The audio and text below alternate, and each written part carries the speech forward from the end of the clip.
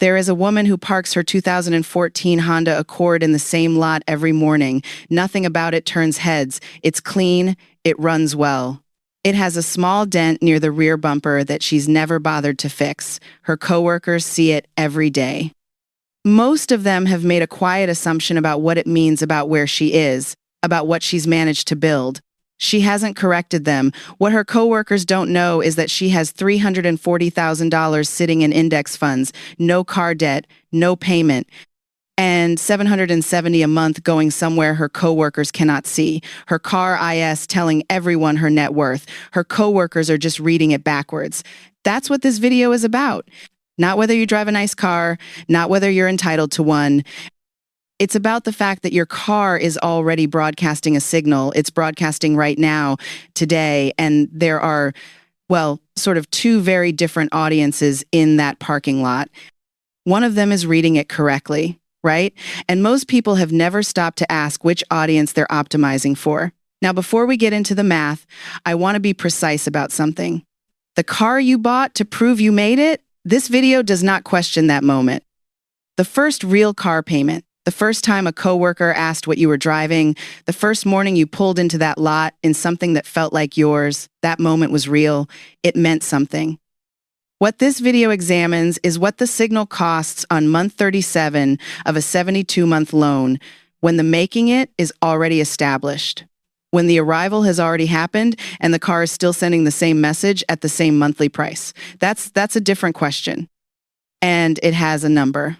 Let's find it. Here's what the data shows about who's actually reading that parking lot correctly. Research consistently shows that 61% of Americans earning $250,000 a year or more drive non-luxury brands, Toyotas, Hondas, Fords.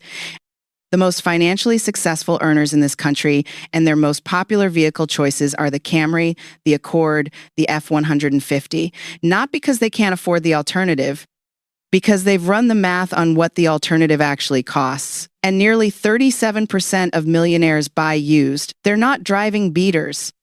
They're driving reliable vehicles that someone else paid to depreciate. 61%. That's not a fringe behavior among the wealthy. That's the majority.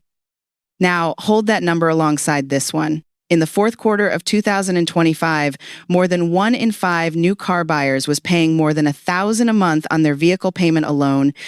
That's a record high, according to Edmunds. One audience is paying over $1,000 a month to send a signal. The other is watching the same money compound in a different direction entirely, and it tells you something specific about what two different audiences are seeing when they look at the same car. Audience A looks at a financed new SUV and reads success, arrival. Someone who has made it and is showing it.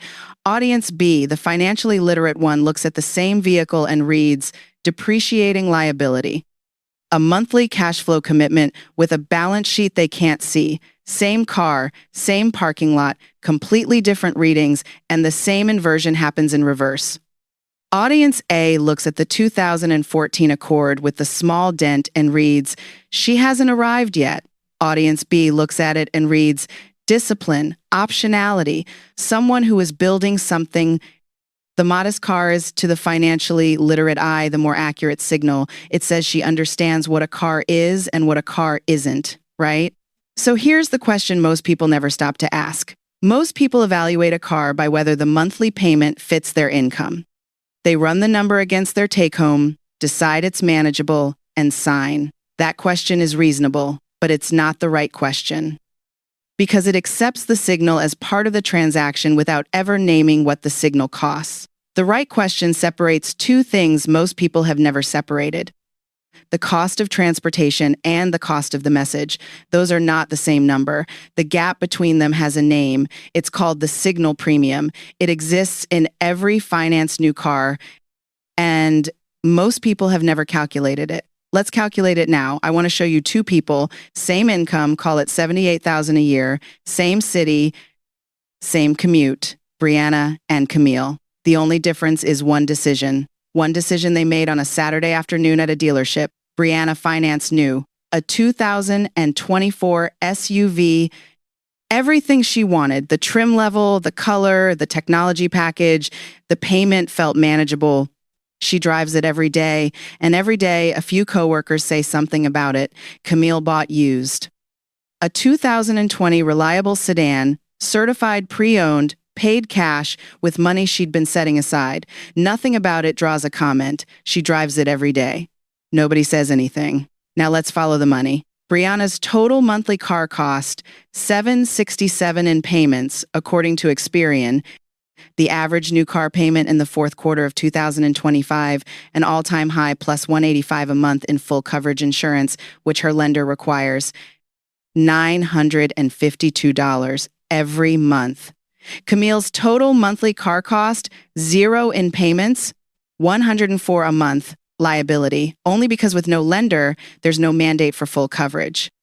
$80 a month for maintenance, which covers routine care and builds a modest repair reserve. $184 a month, every month. The gap between what Brianna and Camille spend on transportation, $768 a month. Rounding to $770, that's conservative by 2, $770. And look, that $770 is not what transportation costs.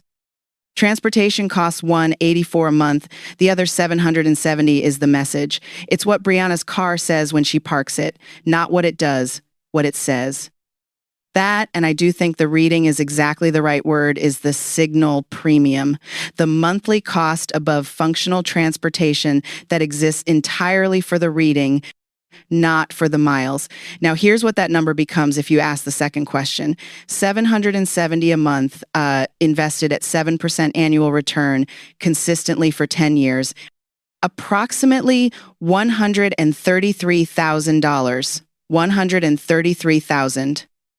Not the loan amount, not the total interest paid. The premium above what transportation actually costs, what that premium becomes when it compounds over a decade. That is the number that does not appear on any statement. It wasn't in the approval email. Nobody mentioned it at the dealership. There is no line item for it anywhere. It is simply the price of the signal, calculated forward in time, and it has been accumulating or not accumulating every single month since that Saturday. There's one more invisible cost worth naming here, because it runs in the same direction. A new car loses roughly 20% of its value in its first year. On the average new vehicle at $43,600, that's $8,720 gone in year one alone, $727 a month in value that vanishes before she makes a single payment. It doesn't appear on her statement. It doesn't show up anywhere. It's simply gone. That's not the signal premium that's on top of it. The first time I separated the cost of transportation from the cost of the message, the math was not subtle. $952 a month, sitting next to $133,000 in wealth not built. Those are two numbers that belong in the same sentence. The math speaks for itself. Now here's the quiet part. Nobody told Brianna to spend $952 a month on transportation. She received an approval email. She saw what her coworkers were driving. She heard something in the vicinity of, "You work hard, you deserve it." The dealership showed her what she qualified for, and "you're approved for up to X" sounds.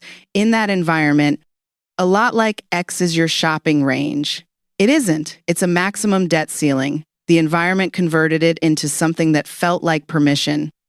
And then they offered her 72 months, sometimes 84, to make the monthly number feel manageable while the total cost assembled itself quietly in the background.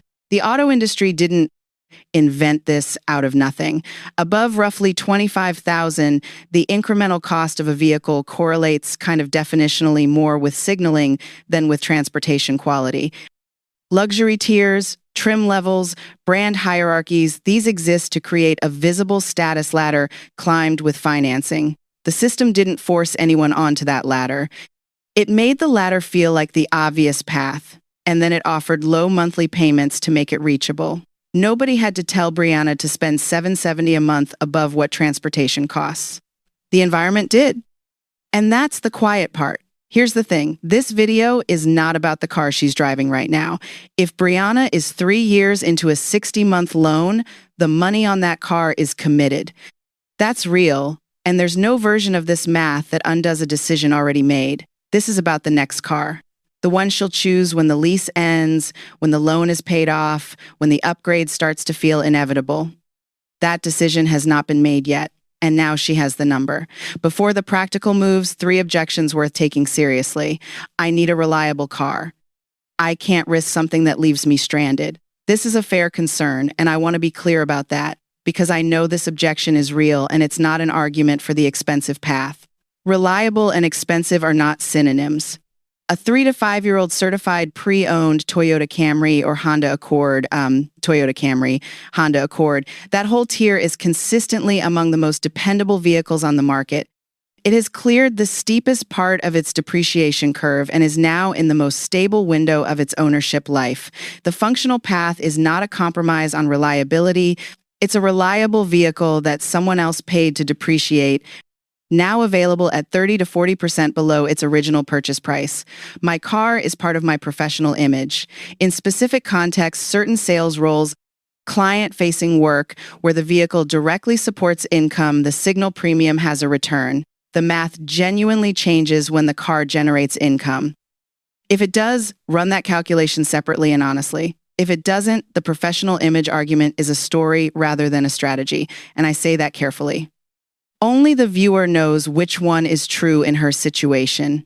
And the third, I love my car and it's worth it to me. It might be worth every dollar. That is a legitimate answer. The only case this video makes is that she should be consciously choosing to pay $133,000 over 10 years for that satisfaction, not paying it without knowing the price. So what does it look like to act on this? 4 moves. None of them require changing the car she drives today. Start here, the Signal Premium calculation. Total monthly car cost, payment plus insurance. Subtract 184. What's left is her personal Signal Premium. Run that number at 7% for 10 years in any free compound interest calculator. 10 minutes. One specific dollar figure that has been invisible until today. And look, even if nothing changes about the car today, you now know the price you've been paying. Once that number is real, the next move is the calendar. Mark the payoff date or lease end. Before that date arrives, run the same calculation on the car you're considering next and compare it to a 3 to 5-year-old reliable alternative. The upgrade cycle is the mechanism. It's the thing that keeps the Signal Premium running indefinitely. Each new car resets the loan, resets the depreciation clock, reinstates the full premium as though none of the previous payments ever happened. The awareness you're building now exists to intercept that next moment, not to eliminate the choice, but to make it a conscious one. When the current loan pays off, that's when the insurance reassessment happens. Once the lender's requirement disappears, full coverage is no longer mandatory. It becomes a choice with a price. Full coverage runs approximately $185 a month. Liability only runs approximately $104. That $81 monthly delta on a vehicle worth $12,000 is worth examining. That same $81 invested at 7% over 10 years becomes approximately $14,000. Insurance isn't a fixed cost. It's a decision she's been defaulting on without knowing what the default costs. And the 4th move is for anyone currently in a financed car with time remaining on the loan, which is to say, most people watching this, the car payment isn't changing today, but the next dollar can take half the Signal Premium, $385 a month, and automate it into an index fund or a high-yield savings account. $385 a month at 7% for 10 years is approximately $67,000. The Signal Premium starts shrinking. It starts working for her through parallel action even before the car changes. She doesn't have to wait for a perfect starting point. She doesn't think about Camille in that parking lot, the paid-off 2020 sedan, nothing about it draws a comment. Her coworkers have been reading her car every day and getting it wrong. What they think they see is someone who hasn't arrived yet. What the financially literate see, a person who ran the math. Someone who understood that the Signal Premium on a new car is not a monthly expense, it's a monthly investment decision made in reverse. Someone who separated what a car does from what a car says, calculated the gap between those two things, and chose accordingly. Camille isn't driving a modest car because she couldn't afford a different one. She's driving it because she knows what the alternative costs, not the sticker price, not the monthly payment, but the 10-year price of the message. That number is $133,000. She ran the calculation. Then she parked the paid-off sedan and let her coworkers draw their conclusions. And think about the woman in the 2014 Accord, 340,000 in index funds, no car debt, 770 a month, building quietly in a direction nobody in that parking lot can locate by looking at what she drives. Her car has been broadcasting accurate information about her net worth since the day she bought it. The signal was always correct. The only question was whether the audience knew how to read it. Now, she's not the only one who does. The people who notice the old car and feel superior are the same people who will work until they're 70 because they have no choice.